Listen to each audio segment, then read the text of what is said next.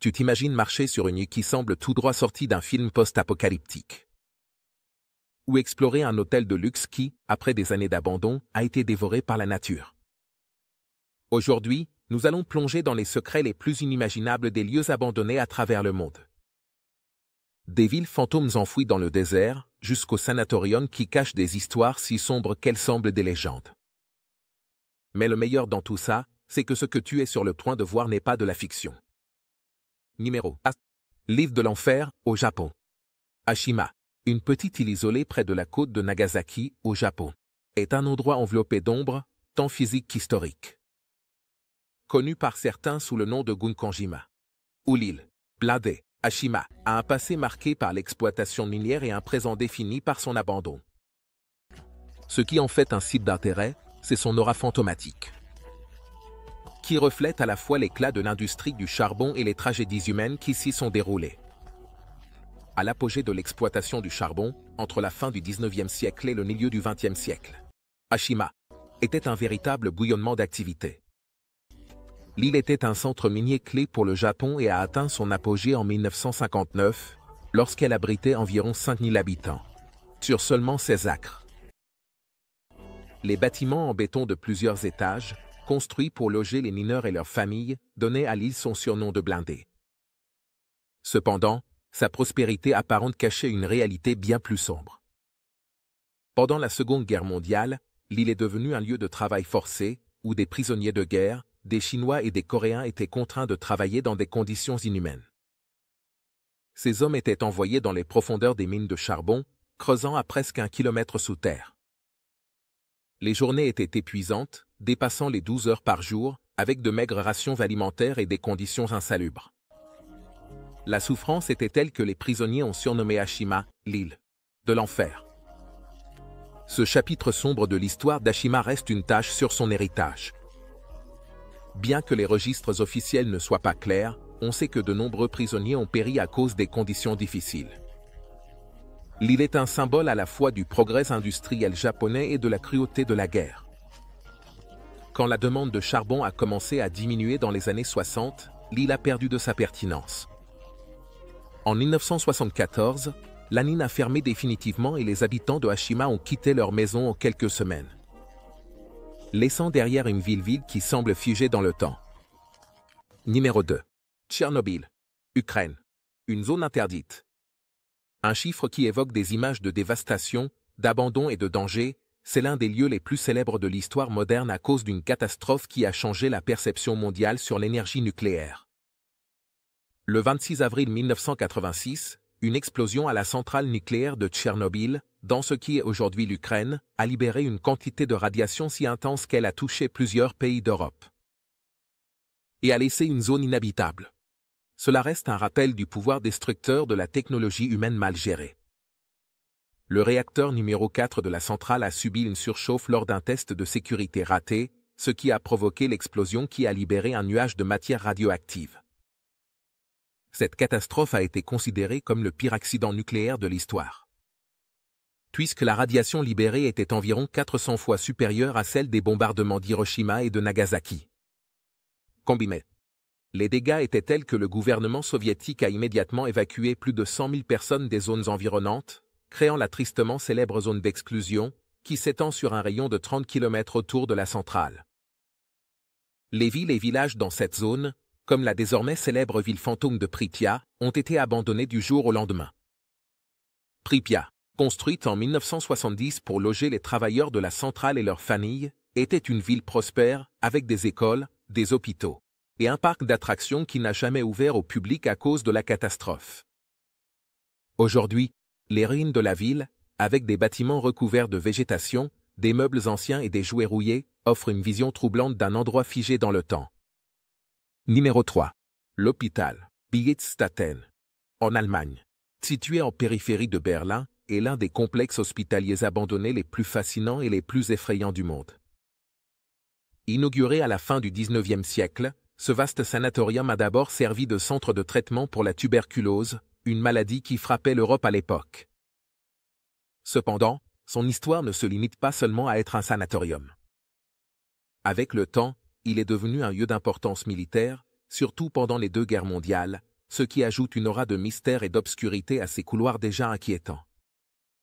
Lorsqu'il a été construit en 1898, Birgitsalstaten a été conçu comme le plus grand sanatorium de son genre en Europe. La tuberculose, une maladie respiratoire extrêmement contagieuse et souvent mortelle.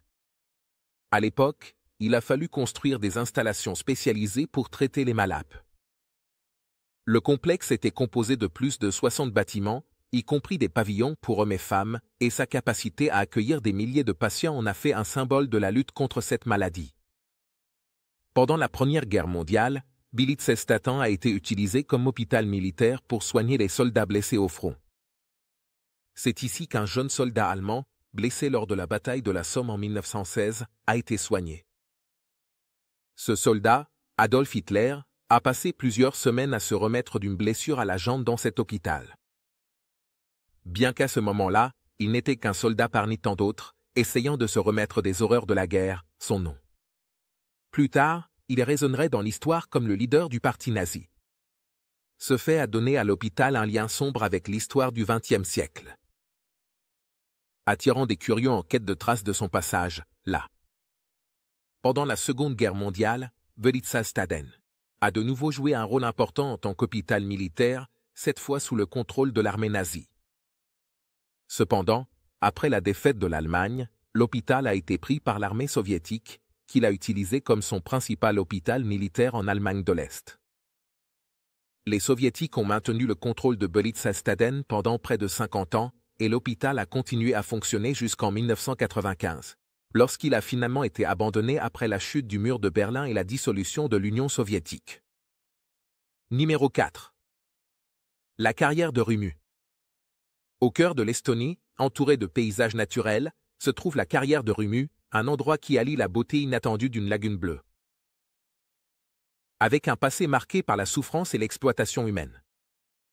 Ce qui semble aujourd'hui être un coin paradisiaque pour les aventuriers et les explorateurs est, en réalité, le résultat de l'abandon d'une prison soviétique et d'une carrière de pierre calcaire, dont les ruines submergées ont créé une ambiance aussi fascinante qu'inquiétante. L'histoire de la carrière de Rümu commence pendant les années d'occupation soviétique, lorsque les autorités ont décidé d'établir une prison à proximité de la carrière, profitant de la proximité de cette source naturelle de pierre calcaire. Pendant la majeure partie du XXe siècle, les prisonniers de la prison de Muru ont été contraints de travailler à l'extraction de la pierre calcaire. Dans des conditions extrêmement dures. Ces détenus ne purgèrent pas seulement des peines, mais faisaient aussi partie de la main-d'œuvre qui rendait possible le fonctionnement de la carrière. Le travail était physiquement épuisant. Avec de longues journées sous le soleil ou la pluie, et souvent sans l'équipement adéquat, ce qui entraînait des blessures et un épuisement physique brutal. Au fil du temps, la carrière est devenue partie intégrante de l'infrastructure de l'Union soviétique, fournissant des matériaux essentiels à la construction et au développement de la région. Cependant, avec la chute de l'Union soviétique en 1991, la prison a été fermée. Et la carrière est restée complètement abandonnée. Les eaux souterraines, qui avaient été constamment pompées hors de la carrière pour maintenir les fouilles au sec, ont commencé à inonder rapidement le site.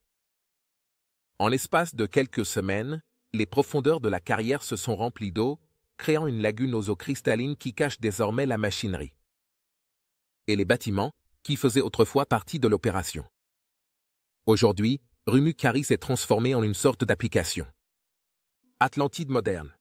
Les ruines des bâtiments, des murs et des outils utilisés pour extraire le calcaire reposent désormais dans les profondeurs de la laguna, créant un paysage surréaliste qui a captivé l'imagination des explorateurs urbains et des amateurs de plongée. À travers les eaux claires, on peut voir les structures qui étaient autrefois utilisées par les prisonniers. Recouvertes maintenant d'algues et de végétation aquatique, ce qui ajoute une atmosphère mystérieuse et presque magique à l'endroit. Numéro 5. Hôpital de la Variole, New York. Sur la petite île Roosevelt, située au milieu de la rivière Hudson à New York, se dresse une structure oubliée par le temps et les avancées médicales. L'hôpital de la Variole.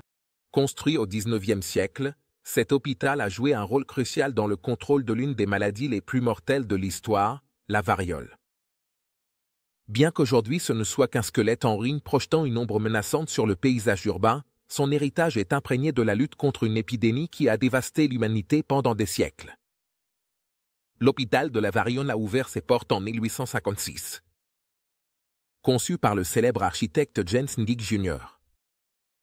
Ce bâtiment, de style néogothique, a été conçu pour traiter les patients souffrant de cette terrible maladie. Avec une capacité initiale de 100 lits, il a été construit pour être un lieu de quarantaine où l'on tentait de contenir la propagation de la variole, une maladie hautement contagieuse qui laissait des marques indélébiles sur le corps et, dans de nombreux cas, conduisait à la mort. L'emplacement de l'hôpital sur ce qui était alors appelé l'île Blackwell, aujourd'hui l'île Roosevelt, n'était pas accidentel. L'île servait de lieu d'isolement non seulement pour les malades de la variole, mais aussi pour des prisonniers et des patients psychiatriques. La combinaison de ces populations marginalisées donnait à l'île une atmosphère de désolation et d'isolement, des caractéristiques qui persistent encore dans la mémoire de ceux qui visitent ces vestiges. Pendant les décennies où l'hôpital était en fonctionnement, des milliers de personnes ont été soignées. En fait, à son apogée, l'hôpital traitait environ 7000 patients par an. Malheureusement, beaucoup d'entre eux ne survivaient pas à la maladie, ce qui remplissait les couloirs du bâtiment d'une atmosphère sombre et lugubre. Le personnel médical, qui luttait pour contenir les épidémies de variole, était soumis à un stress constant et l'hôpital est rapidement devenu un endroit où l'espoir et la peur cohabitaient de manière palpable. Numéro 6. Château Miranda. Au cœur des collines verdoyantes de la région de Ballona en Belgique, se trouvait l'une des demeures les plus imposantes et énigmatiques d'Europe, le château Miranda. Ce château néogothique, construit en 1866, avait tout ce qu'on pourrait attendre d'une forteresse, de hautes tours, des gargouilles. Et une atmosphère de mystère qui semblait l'envelopper. Cependant, ce qui était autrefois une demeure majestueuse pour une famille aristocratique est devenu un symbole d'abandon et de décadence, attirant les explorateurs urbains, les cinéastes et les chasseurs de fantômes. Avant sa démolition en 2017. Le château a été commandé par la famille Lydekerk-Beaufort, l'une des familles les plus riches de Belgique. Pendant la Révolution française, la famille avait fui leur maison d'origine, et le château Miranda a été construit comme un refuge pour eux. Conçu par l'architecte anglais Edward Mineria, le château combine des éléments de style néogothique et Renaissance, lui donnant une atmosphère de conte de fées qui contraste avec les temps turbulents de sa construction. Pendant des décennies, le château Miranda a été un symbole de richesse et de statut. Avec sa tour de l'horloge de 56 mètres de haut, ses jardins élaborés et ses vastes salons, le château était une véritable perle architecturale dans la région. La famille Beaufort a vécu au château jusqu'à la Seconde Guerre mondiale, moment où son destin a changé à jamais. Pendant l'occupation nazie de la Belgique, le château a été réquisitionné par les forces allemandes, qui l'ont utilisé comme centre d'opération. Après la guerre, le château a de nouveau changé de vocation et est devenu un orphelinat et un camp de vacances pour enfants malades, géré par la Société nationale des chemins de fer belge. L'endroit, rebaptisé Château Noisy, abritait environ 200 enfants, leur offrant un refuge temporaire au milieu des séquelles de la guerre. À première vue, l'idée d'un camp de vacances dans un château gothique semble idyllique. Cependant, la réalité était bien plus sombre. Les enfants qui séjournaient au château Noisy vivaient dans des conditions d'urée strictes. On leur a donné des règles strictes, et beaucoup d'entre eux, par exemple, ont reçu des règles strictes. Ils se souvenaient de leur séjour avec une certaine tristesse. Le contraste entre la majesté du bâtiment et la souffrance des enfants a généré une série de rumeurs et de légendes sur les traitements inhumains qui auraient supposément eu lieu à l'intérieur de ces murs. Numéro 7. Nichée dans les bois luxuriants de Redmond, Washington, la Treehouse of Memory est une structure qui semble sortir tout droit d'un livre de contes pour enfants. Une cabane dans les arbres à plusieurs étages, au design victorien et à l'atmosphère mêlant rêve d'enfance et tragédie familiale. Cette cabane dans les arbres, construite dans les années 1980, a été conçue comme un projet familial plein d'espoir et d'amour. Mais avec le temps, ces murs sont devenus le symbole d'une histoire déchirante. Tout a commencé avec Steve Rondell, un homme qui a acheté un terrain avec sa femme, Diana, dans l'intention de créer le foyer parfait pour leurs enfants. Le point central de ce paradis forestier serait une maison dans l'arbre construite sur un majestueux érable. Steve, qui avait grandi en rêvant d'avoir sa propre maison dans l'arbre, a décidé de réaliser ce rêve. Pas seulement pour lui-même, mais aussi pour ses enfants. Ainsi, la famille. Le projet ambitieux de construire une maison qui ne serait pas seulement un lieu de jeu, mais aussi un symbole d'unité familiale a commencé. Le design de la maison dans l'arbre était aussi impressionnant qu'extravagant. Avec 4 étages, un balcon qui offrait des vues spectaculaires. Du bois, un escalier en colimaçon et un petit quai qui menait à un ruisseau voisin, la structure semblait tout droit sortie d'un roman fantastique. Les enfants de Steve et Diana passaient des heures à jouer dans la maison dans l'arbre et, au fur et à mesure qu'ils grandissaient, ils commençaient à s'impliquer dans son entretien, apprenant la menuiserie et les techniques de construction de leur père. Cependant, le paradis familial n'était pas destiné à durer. En 2004, l'un des fils de Steve et Diana est décédé. De manière inattendue. Cet événement tragique a dévasté la famille, qui avait investi tant d'amour et de temps dans leur foyer et dans la maison dans l'arbre. La perte de l'enfant a laissé une cicatrice émotionnelle qui ne guérirait jamais complètement, et la maison dans l'arbre, qui avait été un lieu de rire et de joie, est devenue un rappel douloureux de ce qu'ils avaient perdu. Numéro 8. Église en bois de Borgin. Au cœur d'un petit village norvégien appelé Borgin, se trouve l'une des joyaux architecturaux les plus fascinants et les mieux conservés de l'histoire médiévale. Scandinave, l'église en bois de Borgin. Construite entre les années 1180 et 1200, cette église est un exemple classique de l'architecture nordique médiévale, avec ses hauts toits pointus et son ornementation complexe sculptée dans le bois. L'église a connu de nombreux changements, tant dans la vie religieuse que dans le paysage culturel de la région, mais sa structure et son essence sont restées intactes, enveloppées d'une aura de mystère et de dévotion. À première vue, l'église en bois debout de Borgin ressemble à quelque chose tout droit sorti d'un conte de fées, avec son toit à plusieurs couches s'élevant dans le ciel et ses sculptures élaborées de dragons et de serpents ornant ses toits et ses murs. Ce type d'ornementation n'est pas seulement décoratif, mais possède une signification symbolique profonde. Dans la culture nordique, les figures de dragons et de serpents étaient considérées comme des protecteurs, des gardiens contre les mauvais esprits. L'église a été construite sur une solide fondation en pierre, ce qui a contribué à sa conservation pendant plus de 8 siècles, tandis que le reste de la structure est entièrement en bois. Une caractéristique distinctive des églises nordiques médiévales. Le bois utilisé dans la construction de l'église a été traité avec du goudron, ce qui non seulement le protégeait des éléments, mais lui donnait également sa couleur sombre caractéristique. Bien que les églises en bois aient été courantes en Scandinavie pendant le Moyen Âge, beaucoup d'entre elles ont disparu avec le temps à cause des incendies, des pillages et du passage naturel des siècles. Cependant, l'église de Borgin a mieux résisté à l'épreuve du temps que la plupart, et aujourd'hui, elle se dresse comme l'un des exemples les plus complets et les mieux conservés de ce type d'architecture dans le monde. Numéro 9. Hôtel Jopala. Sur l'île pittoresque de Krk, en Croatie, se dresse l'une des structures les plus fascinantes et tragiques de l'ère moderne, le palais Jolodobo. Cet hôtel majestueux, qui était autrefois considéré comme l'une des destinations de vacances les plus luxueuses d'Europe, se trouve aujourd'hui en ruine, abandonné et dépouillé de tout son éclat. Son histoire est un reflet de l'essor et de la chute d'un projet ambitieux, marqué par le luxe extrême, la guerre et le déclin inévitable. Le palais Jolodobo a été inauguré en 1971, à l'apogée du tourisme sur la côte adriatique. L'île de Krk était déjà une destination prisée par les touristes fortunés, mais le Jolodobo promettait d'élever le luxe à un tout autre niveau. Construit avec une architecture moderne et élégante, l'hôtel offrait toutes sortes de commodités extravagantes, des cours de tennis aux énormes piscines qui, selon les légendes locales, se remplissaient de champagne lors de fêtes exclusives.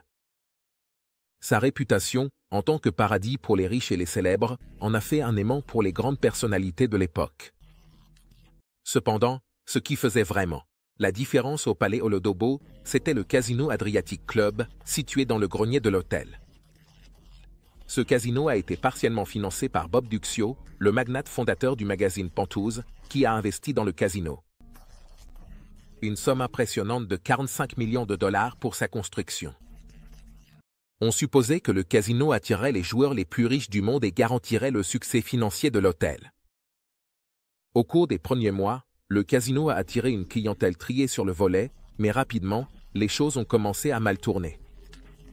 Malgré le cadre luxueux, le Casino Adriatique Club a déclaré faillite. À peine un an après son ouverture, en 1972. C'était le premier coup dur pour le Palais Olodobo, qui tentait encore de rester à flot. Cependant, l'hôtel a réussi à survivre encore quelques années, restant une destination de luxe jusqu'au début des années 90.